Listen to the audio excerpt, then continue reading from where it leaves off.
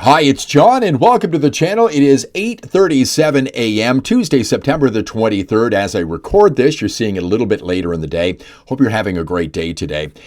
And I wanted to do a second video today because I saw something come across my timeline from the Independent Republic of Mike Graham on Talk in England. You may have seen him.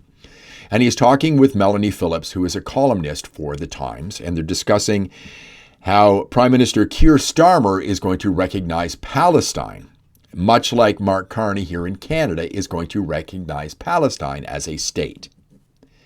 And as you know, I think this is disgraceful, it's disgusting, and Mark Carney should be ashamed of himself. He speaks on behalf of Canadians, but he does not speak on behalf of me.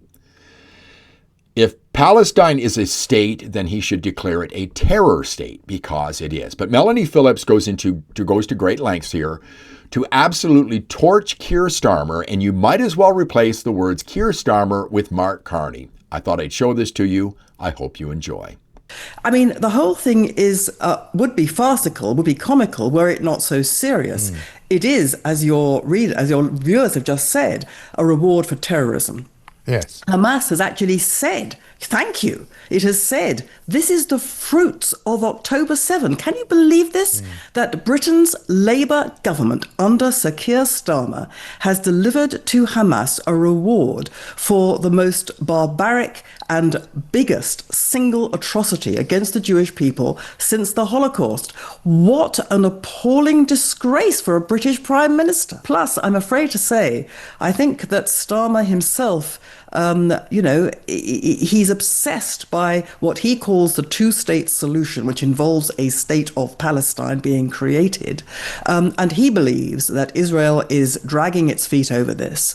Well, of course, Israel's dragging its feet over this. There cannot be a state of Palestine because the only purpose of such a state, as the Palestinian leadership has said time and again, often in Arabic, but it is said time and again, the only purpose is a stage. It's part of what they call a strategy of stages to destroy Israel. So the Palestinian Authority decided that it could achieve its ends through the diplomatic route. It understood that there was a weakness in the West. They hate Israel. They don't like the Jews. And it could play on that. And it could play on international law, which is regarded in the West as a kind of religion. Sir Keir Starmer is, above all, a human rights lawyer.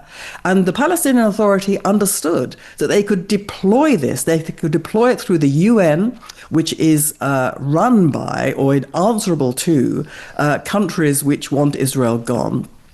And through the UN, which purports to be, the global arbiter of peace and justice, for goodness sake, it's the opposite. It is institutionally programmed to Israel's destruction. And through its satellite agencies, its courts, its whole humanitarian apparatus, the Palestinian Authority has been using that. And recognition of Palestine is a kind of super mega stunt in order to plant in people's minds the idea that there is a state of Palestine, there should be a state of Palestine, and that the only people who are stopping this worthy endeavor is the state of Israel. But the state of Palestine has one purpose only, genocidal, to destroy Israel, to exterminate Jews.